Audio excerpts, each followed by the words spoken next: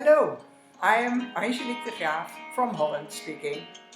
I'm a Master NLP trainer and I'm very grateful to my colleague, my dear colleague and friend Andrea Frauzin, that he invited me to share some things with you that might be beneficial. Let me start with saying that I'm talking to you, but I'm actually talking to a camera. I'd rather talk to you personally. I'd rather talk to you in an audience. So much easier for me, because then I can see if my talking is reaching you or if my talking is actually getting you away from me, removing you from me. I don't know that. So I just keep talking and dealing out of the true, really true and filled up to the rim treasure chest that is called Neuro-Linguistic Programming, or PNL as it is called in the Mediterranean area of Europe. Now, why would I bring NLP or PNL up? Because scientists, the past few weeks more than ever, make a big connection between our mindset and our immune system. And I think all of us know that the immune system and the effectiveness of it is of a big consequence to how we deal with an eventual corona infection. So if we could optimize, oh what a word, if we could optimize our immune system, that would give us way a head start to all the people who don't. So how is mindset related? Well, the idea about it, the knowledge about it is that fear as the most important negative emotion that is mentioned, fear, so anxiety and frustration, they are putting our mind, our brain, in the original reptile default. So actually, fear makes us in the modus of flight or fight or even freeze. And it doesn't matter if that is good or not good, but the thing is, that was invented in our brain, naturally not, and biologically, not by our brain, it wasn't invented, but that was invented to deal with this saber tiger or bear, you know, that came in our vicinity, and then we had to deal with it, and we had to either freeze and make ourselves invisible, and hopefully that would be invisible to the bear or saber tiger too, or we would run, so all our blood would stream to our extremities, to our arms and our legs, to be able to run harder than ever, or fight if we thought we were stronger than the saber, tiger or bear. So it had a function then. What happens now is that if we are fearful, it's not even for a tiger, it's for something that will keep us aware for a long period of time. So that's where it's starting to bring more sickness than health. If we are in that state, in that reptile brain modus, we are doing ourselves no benefit. All the stress hormones keep, flowing through our bodies, and in that way blocking our immune system to do the real work. Now, I've explained all that now in my very layman's way, because I'm not a medical person. But now that you know where it comes from, that I want to help you make some changes in your maybe fearful or otherwise negative mindset about corona, is the following.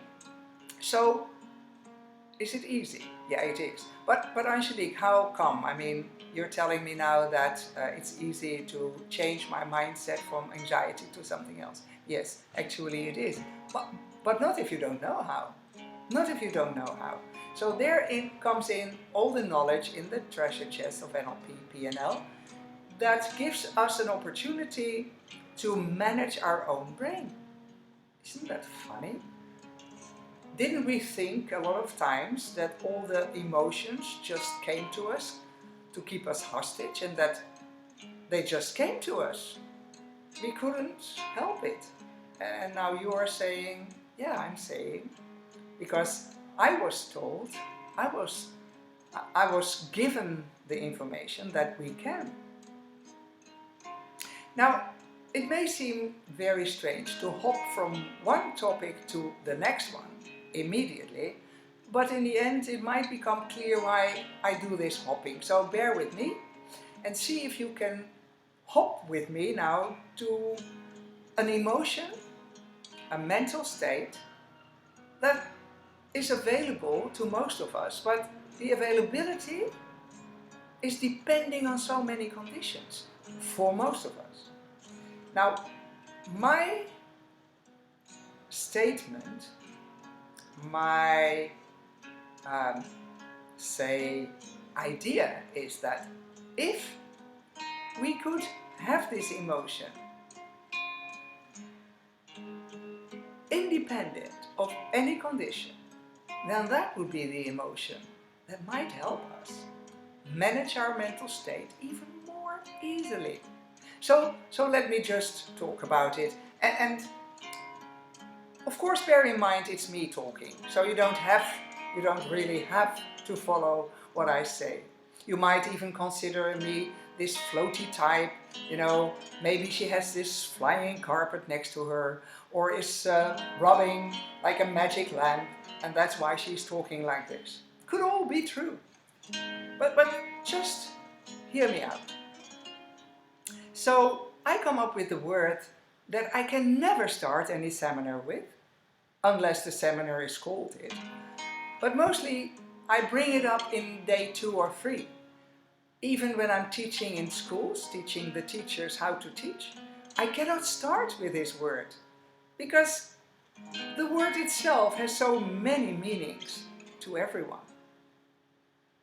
So many different meanings to everyone. So here it is. Love. Did you say love? Yeah, I said love. Now, the word in itself, it has a different meaning to all of us.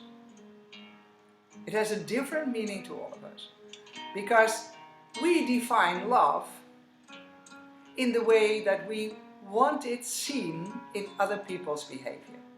So if a person does something that doesn't connect with what I think is love, I say that's loveless. That's no love. But I'm the only one who knows exactly how I define the love. That makes it hard. I mean, even in these times, you, in your house with your beloved ones, maybe 2, maybe 3 of them, you love them dearly, absolutely, but it's so hard. The conditions make it so hard to keep loving them. Sometimes you have to say to yourself and admit, I hate them a little bit. And that's because of not the persons, but their behavior, right? It's how they behave, they annoy you. And then it's difficult to find love, because we really connect it to behavior. And this is the behavior I need to see to feel love or to feel loved. Right? It's interesting. Now, it stands to reason actually, because we are trained our whole lives. We are really trained our whole lives what love is and how to get it from other people. We are trained. We are so terribly, erratically trained, because we are trained that we need to earn love, that we need to behave in a certain way to earn the love of our mother, our father, our brother, our neighbor, our teacher. We have learned that it's necessary to adapt our behavior to the other person's wishes and demands in order to get love from that person. And that makes us very dependent on the other person, because we have learned that we need the love of another person. We are absolutely terrified if we don't get it. And we are trying to behave in a way, and we find ways and tried this and stand on our heads and made some, flip-flops in order to get the right love from the other person. But we never know for sure what to do. And the other people will say, oh, no, this behavior, sorry, you can't get any love from me. If I give you love now, I mean, you're going on with that behavior, right? So I have to say, I don't give you love. So I withhold love so that you feel terrible, and that's obviously the best thing to do here, right? Now, in our circumstances, Corona circumstances, we might fall into that pitfall. And I'm always confused about that word. Is it fall pit or pitfall? But you might know what I mean. It is that with your beloved ones in your house, 1, 2, 3, 4, maybe 6 people, all in this confined and included situation, you are apt to feel more annoyed by behavior of the others. And all of you, but I'm talking to you now, might feel you deserve better behavior from all of them. You insist on better behavior of the others. And what you don't get is that each and everyone is doing the same thing. But they want different things to feel that they are loved. They want different things to deal out love. So there is this, what was it in the Bible, that nobody understood each other, Babylonical, confusion. So it started actually with a misconception that love is something you get from another person and give to another person. That's a real big misconception. It's actually more true that you need to learn to love you. Yeah, I heard that in all this esoteric and spiritual, workshops, speakers. Love yourself. Yeah, right. I'm going to, not listen any longer. It's fine. Yes. Okay, so, but hang on. Hear me out a bit. So there was this one time that I was teaching a group of NLP students. And that's where I found out how important it is to give some information first. It's a bit of a personal information I share with you in a moment. But the thing is, pay attention to how I describe the reaction to it. Because it is so meaningful how the reaction was for that person. So I was talking, like in an anecdote, because it doesn't concern me. It's kind of a historic narrative about my past. But I was adopted, and before I was adopted, I was really lovingly taken care of by my natural mom, by my biological mom, but it was in an orphanage. She took care of me in an orphanage, but she gave me a lot of care. I got the opportunity to get attached. So anyway, I'm a Sunday child. That's my conclusion. So it's not a hard story. It's not traumatic. But I was referring to that because I asked my students, so how is it that you think about a baby, like any baby? Can a baby be a horrible person? Can a baby be bad? Can a baby be something you need to get rid of because it's evil? And they were all laughing and saying, no, obviously no. Yeah, I had a crybaby and that was kind of horrible, but I knew my baby couldn't help it, right? So I loved it anyway, right?